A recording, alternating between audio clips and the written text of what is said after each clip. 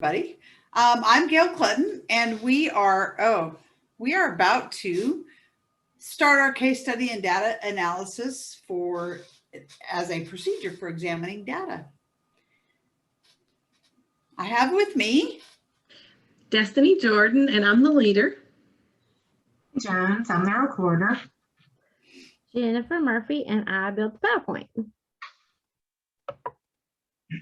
Here it goes. So what we had was we were given a case study that involved a brand new to the ninth grade teacher that had given some assessments in her class. And we are the third grade team and interventionists. And so we're going to look at the data that came from this assessment and determine what we think the next steps are, how well this assessment measured what we were looking at, and what the end result is. So we started with what parts of this data catch your attention? And we So there had, were lots of things. Yeah. There were. Go for it. What'd you notice, Miss Jordan? What'd you notice? So there Go were ahead. lots of red. There were more red than green, more non-mastery of skills than there were. And the combined scores, that's where we noticed all that red of non-mastery. There was only one green question, and that popped out. And also on question 7, it seemed that everyone got it correct. Yeah. What was so we had some places where short answers and open-ended questions. Kim, did you notice anything about the open-ended questions? Yeah, the kids seem to be struggling with those. They did much better with the multiple choice. Mm-hmm. Which is to begin. I mean, I understand I'm better at multiple choice than I am open-ended. Absolutely. And we did notice that on the actual test that there was a time limit. They had 30 minutes. So that's true. But some kids probably felt a little more rushed just to get finished and not really focus on the actual content of the test and their knowledge. And because of that, it would be easier to recognize those correct answers in the multiple choice and make a pretty good guess. That's what I was going to mention too, that we don't know how accurate those answers truly are either. Yeah. The open-ended ones. Thought goes into it. Mm-hmm. Yeah, because on our data, we were just given what the scores were for those short answer questions and not any information about the answers that the kids gave. So those short answer questions, are those also not pretty subjective in terms of scoring for a new teacher to score? Oh, yeah. And it's hard as a new teacher to know exactly what you're looking for. So when we looked at her data, we wanted to know, what did we get from it? One of the things I noticed was the impact that it had on the students. There was clearly way too many questions. The students easily were distracted, I'm sure, when they just looked down and noticed all the questions that were on it, which caused a lot of frustration, as well as there was lots of parts of the test. Oh, yeah. So I know as ninth grade students, you want to look through from the top to the bottom of the test and kind of see how long it's going to take you. And they clearly saw there was way too many tests on there, or way too many questions for the test. So I know some of them probably, if it were me, I would probably start rushing, trying to figure out all the ones I actually knew, and then, kind of cramming the ones last that I wasn't for sure on. Right. Do all those multiple choice because they're easy. Right. And come back and not have as much time to spend on the open-ended questions. Yeah. And looking at where her data runs, you can see that she questioned all her standards, that all the things that she said she was going to teach, they're all there on the chart in the middle of the page, and you can see how well they did. And that would make me question, what sequence did she teach them in? Did she teach the functions and identity at 100%, where they all mastered 100? Was that the last thing she taught? Versus maybe literal equations could have been the first thing she taught. So it tells me that they mastered some, but not all, but it doesn't tell me where in the lessons she taught it, which could have an impact on them. Yeah, recency of experience. So, and there were, go ahead.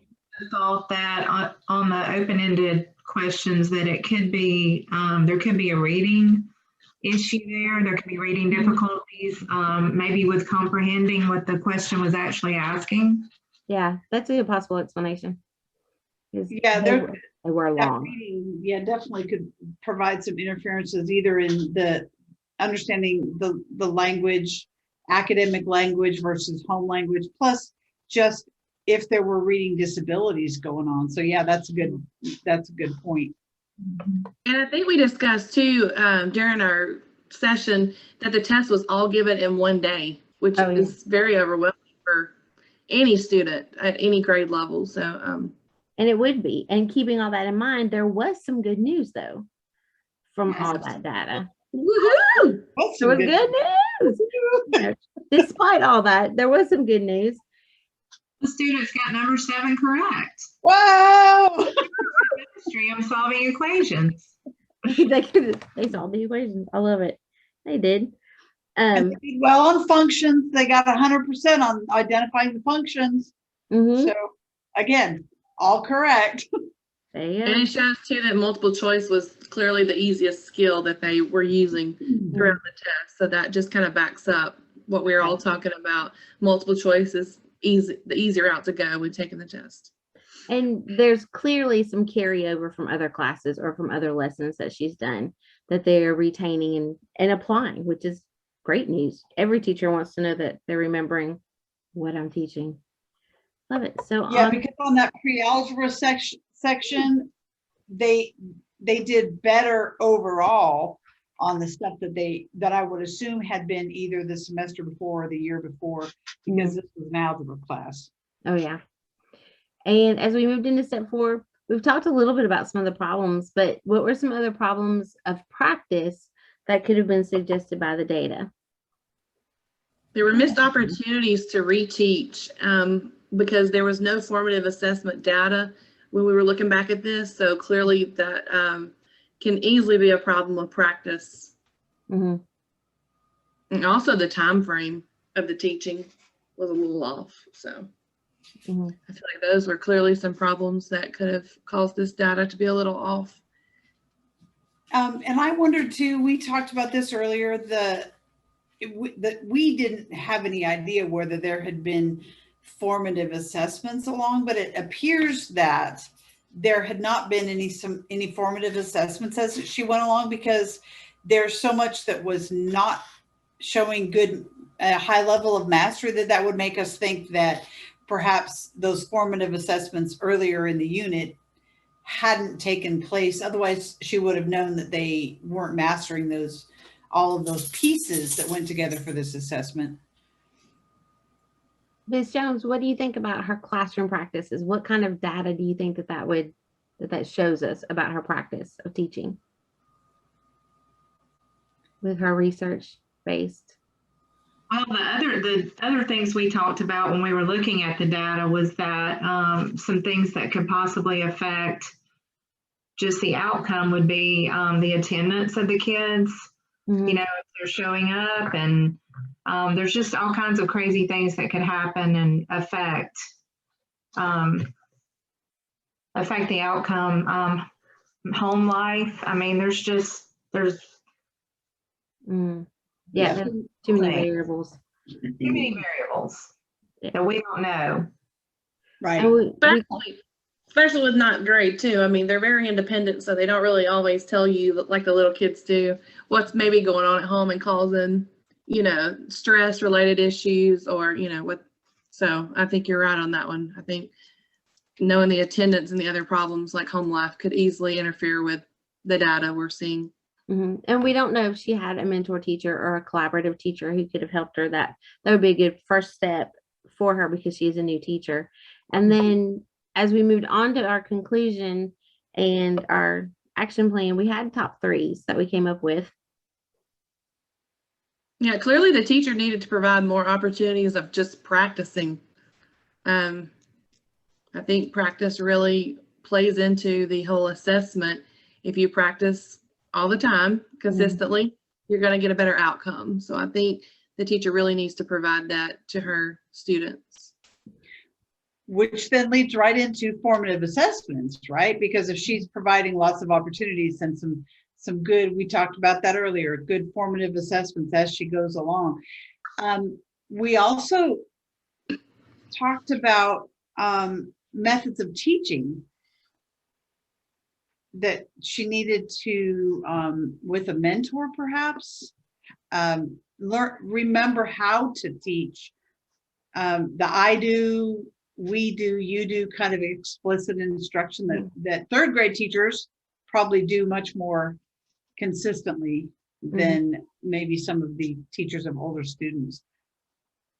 And Talked about the fact that maybe the students had not had enough practice with learning how to actually reason quantitatively, abstractively. You know, we don't know the background on that either.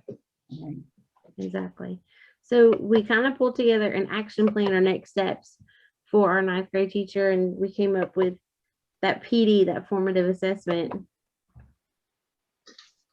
And then planning with the end in mind, making sure our objectives were aligned, and getting that good collaborating teacher in there. We know that as we talk and we collaborate, we come up with ideas and remind ourselves of, you know, oh, wait, I skipped a step in the I do, we do. I went straight from I do to you do.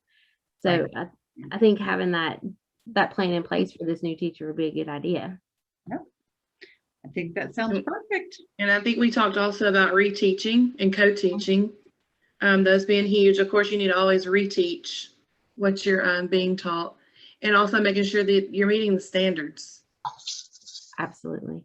And that your standards and activities are aligned together. Yep. Yeah. Some of So I think, I'm sorry. no, you go ahead. Some of the research-based instructional strategies would be to provide the students with multiple opportunities to be able to reason and just practice with algebraic equations and on a regular basis. Teach them how to solve problems. Some kids don't know how to solve problems. Like the pancake question. Algebraic equations, but just break it down for them. Yeah. Because, you know, we had talked about the pancake question of, we don't know I know how to figure it out. So yeah, it's a good plan. Yep. All right. So I think this concludes our presentation for the data. We hope you enjoy.